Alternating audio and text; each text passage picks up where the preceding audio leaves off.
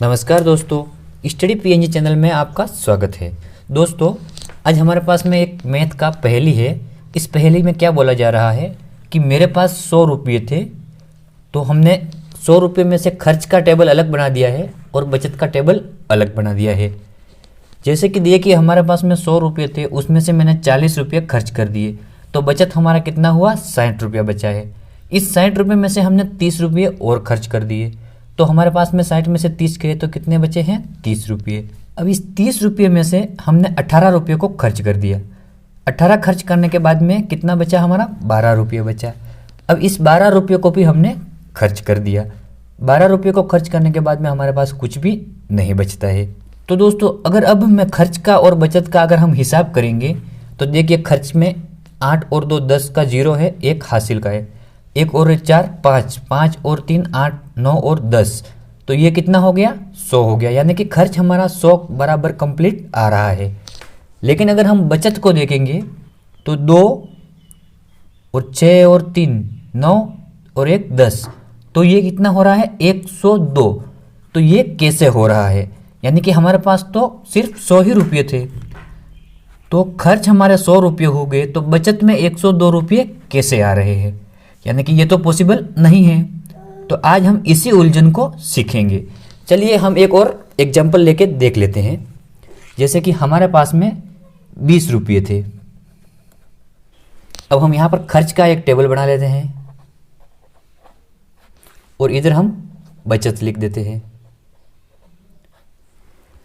20 रुपये में से हमने अगर 15 रुपये खर्च कर दिए तो हमारे पास कितना बचेगा, 5 रुपया बच जाएगा।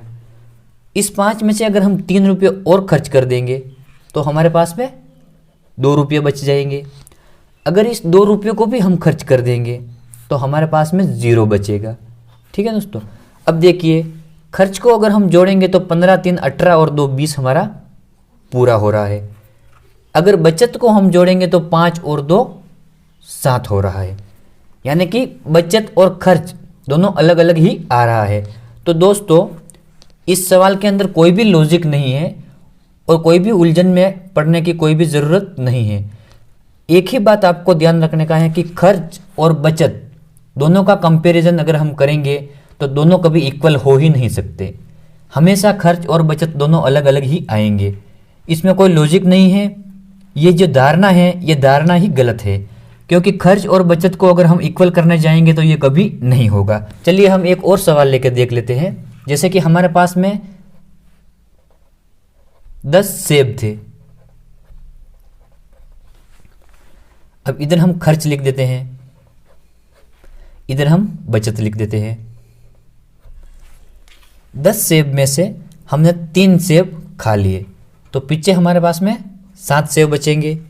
7 में से हम 5 सेब और खा लेंगे, तो हमारे पास में कितने बचे, 2 सेब बचेंगे। अब इस 2 सेब को हम और भी खा लेंगे तो हमारे पास में 0 बचेगा। तो देखिए, खर्च जो है, खर्च हमारा 5 3 8 और 2 10, खर्च हमारा पूरा पूर रहा है सब जगह पर।